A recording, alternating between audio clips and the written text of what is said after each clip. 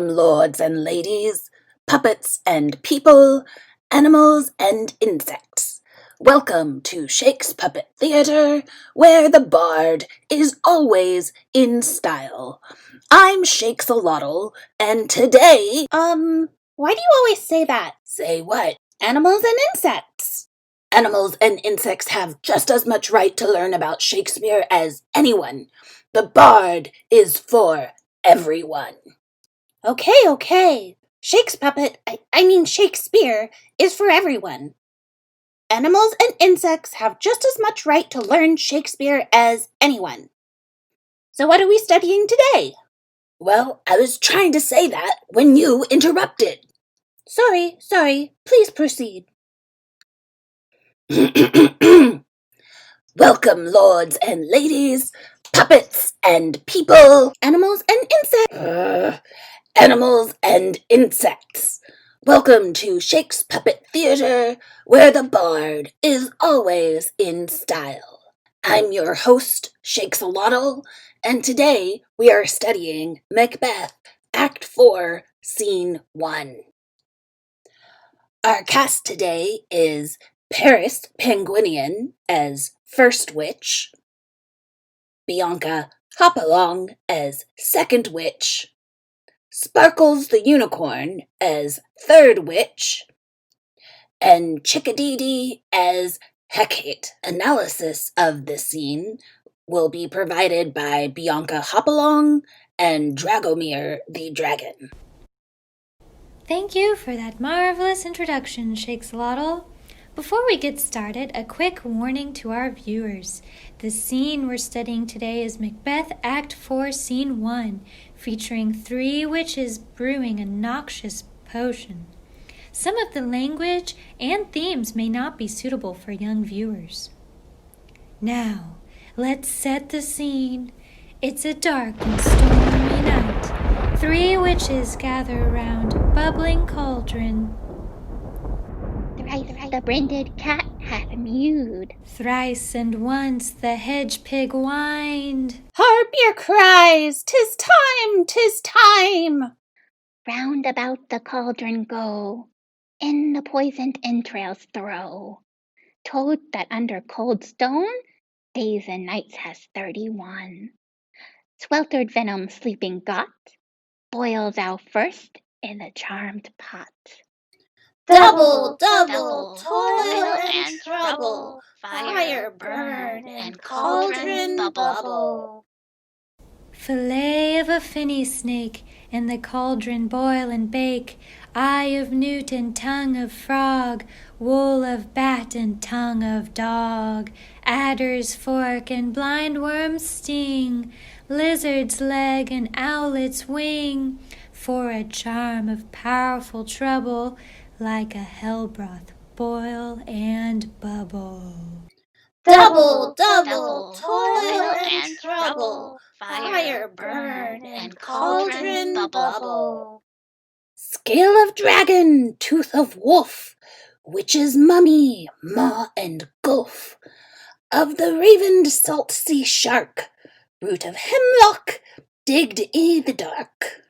Liver of blaspheming Jew, gall of goat and slips of ewe, silvered in the moon's eclipse, nose of Turk and Tartar's lips, finger of birth-strangled babe, ditch delivered by a drab, make the gruel thick and slab, and thereto a tiger's chaldron, for the ingredients of our cauldron. Double, toil and trouble, fire burn and cauldron bubble. Cool it with a baboon's blood, then the charm is firm and good. Oh, well done! I commend your pains, and everyone shall share in the gains. And now about the cauldron sing, live elves and fairies in a ring, enchanting all that you put in. By the pricking of my thumbs, something wicked this way comes. Open locks, whoever knocks.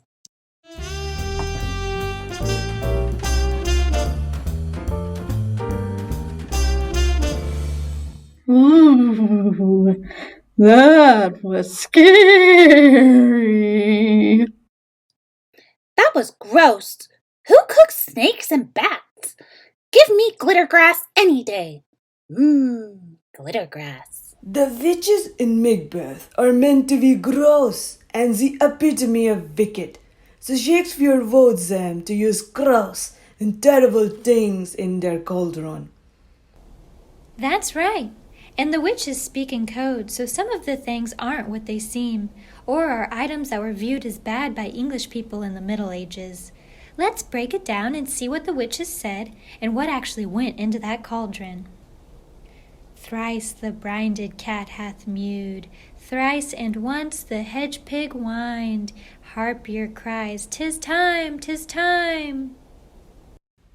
Which means a striped cat meowed 3 times, a hedgehog whined once, and harpier say, "It's time." In the Middle Ages, cats were often thought to be evil, and hedgehogs were believed to have power over the weather. There is some discussion among Shakespearean scholars about what harpier means. But the general consensus is that Shakespeare is referencing a harpy, which were vicious, ill-omened creatures from Greek mythology. Referencing the 3 calls of the cat, the number 3 is often used to represent magic or divinity. It's used in folklore all the time. 3 little pigs, 3 wishes, 3 bears. Oh, like 3 blind mice? Or 3 billy goats gruff? Exactly like that. What's next? Round about the cauldron go, in the poisoned entrails throw. Told that under cold stone, days and nights has 31. Sweltered venom sleeping got, boil thou first in the charmed pot. Dance around the cauldron, throw in the poisoned entrails, then toss in the toad that sat under a rock for a month, oozing poison from his skin. It will be the first to boil in the cauldron. Then the witches say together, "Double, double, toil and trouble, fire burn and cauldron bubble." Double, double, toil and trouble, fire burn and cauldron bubble is the vicious sound. Fillet of a finny snake, in the cauldron boil and bake. Eye of newt and tongue of frog, wool of bat and tongue of dog. Adder's fork and blindworm's sting, lizard's leg and owlet's wing. For a charm of powerful trouble, like a hell broth boil and bubble. This verse lists out more ingredients for the potion. Some of these things are exactly what they sound like, but not all. The fens or fenlands in England are marshy plains, much like a swamp. So a fillet of a fenny snake is a slice of a swamp snake. Eye of newt is a mustard seed, and toe of frog is a buttercup petal. Wool of bat is another name for holly leaves, and tongue of dog refers to the flower Cynoglossum officinale, commonly called gypsy flower or hound's tongue. Adder's fork is not a snake's tongue, but an herb commonly called adder's tongue. Blind worm's sting refers to the tail of a species of legless lizard called slowworms, common across Europe. Like most lizards, slowworms can shed their tails if they feel they are threatened. A lizard's leg and owlet's wings are self-explanatory. Poor lizard and owl. A charm of powerful trouble means for a powerful evil charm. Hell broth is exactly what the witches are brewing, and magic broth prepared for evil purpose. Next is third witch's part. Third witch? Third witch? Where are you? What? Oh! Scale of dragon, tooth of wolf, witch's mummy, maw, and gulf, of the ravened salt sea shark, root of hemlock, digged i' the dark, liver of blaspheming Jew, gall of goat, and slips of ewe, silvered in the moon's eclipse, nose of Turk and Tartar's lips, finger of birth-strangled babe, ditch delivered by a drab, make the gruel thick and slab, and thereto a tiger's children, for the ingredients of our cauldron.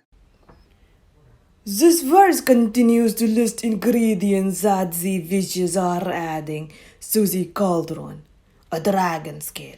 Very rude.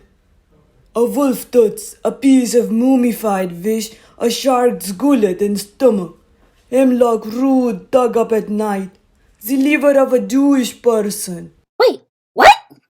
In Elizabethan England, when Shakespeare was writing, Judaism was viewed with suspicion and fear. Jews were banished from England in 1290 by King Edward I, and they were not legally allowed back into England for 366 years. I remember when it happened, and it was horrible. That's right.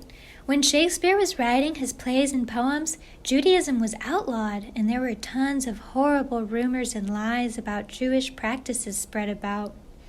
To use the liver of a Jewish person as an ingredient in a witch's potion emphasized to Shakespeare's audience just how villainous the witch characters were meant to be. But that's not right. That's prejudice. You're right, Sparkles. It is prejudice, and it's not all right. We know better now. Racial and religious prejudices show up in all kinds of art, from music to paintings and sculptures to writing, especially in historical works. So it's important to understand the historical context in which a piece of art like a play is created, so that we can understand what the creator intended beyond what the actual words meant. I don't understand. If Shakespeare was writing today, he wouldn't have used body parts of Jews or Muslims or unbaptized babies, because we know now that having different beliefs doesn't make someone a bad person. If Macbeth were written today, the parts of the witches would likely be written as criminally insane sociopaths. But for an Elizabethan audience steeped in superstition, witches were the worst villains Shakespeare could write. In Shakespeare's England, anyone not baptized into the Christian faith would have been viewed as condemned to hell after death. Having the witches use body parts of unbaptized people to their potions makes their actions even more blasphemous, and illustrated to the Elizabethan audience just how horrible these women actually were. Oh, that doesn't make it any better, but at least I understand it a little more now. Please continue. The next ingredients listed are goat bile and bark slivers of a yew tree gathered during a lunar eclipse. The berries, needles, and bark of the yew tree are all very poisonous. Speaking of prejudice in art, this next part gets really bad. Elizabethan England was a superstitious and ignorant place. I would know. I was there, and I'm very grateful to be here now. Nose of Turk and Tartar's lips likely refer to the body part from Muslims of different geographic origins. At the time Shakespeare was writing, English people were only beginning to have contact with followers of Islam. After Queen Elizabeth was excommunicated by the Pope, she sought trade partnerships with several Muslim rulers. But change takes time. And for hundreds of years, the only exposure English people had to Islam was through the bloody lens of the Crusades. So the witches adding body parts of non-Christians again emphasized to Shakespeare's audience how wicked they were meant to be. Elizabethan England was not the most accepting or progressive of nations. The third witch then adds a tiger's entrails and orders the potion to become thick and gooey. The second witch then adds baboon blood to cool down the potion, and then the potion is complete. At this point, Hecate, queen of the witches, arrives. Oh, well done! I commend your pains, and everyone shall share in the gains. And now about the cauldron sing, live elves and fairies in a ring, enchanting all that you put in. Hecate congratulates the witches on the potion well made and assures them that they will all share in the rewards. She then invites the witches to sing and dance around the cauldron like elves and fairies and enchant all the ingredients added to the pot. By the pricking of my thumb, something wicked this way comes. Open locks whoever knocks. Oh, I should go get the door. The last section means that the second wish can tell something wicked is coming by the tingle in her thumbs. She then orders the door to open for whoever is knocking. Wow. The witches in Macbeth sure were wicked. I wonder who was at the door. You'll have to read or watch the play to find out. I can't stop thinking about the witch's potion. It was gross. Ugh.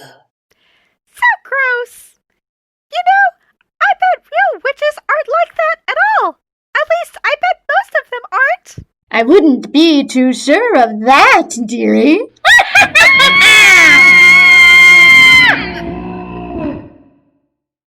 Well, that was weird. I hope you enjoyed learning some Shakespeare with us today. See you next time on Shakespuppet Theatre.